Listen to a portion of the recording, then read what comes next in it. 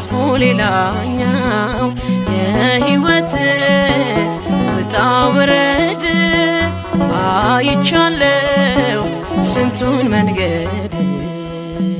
ጨለማ ቢረዝም ሌሊቱ አይኔ አይቀርም ብርሃን ማየቱ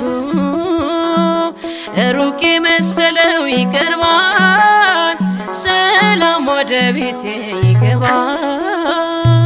የተሻለ ነገር አስበህልኝ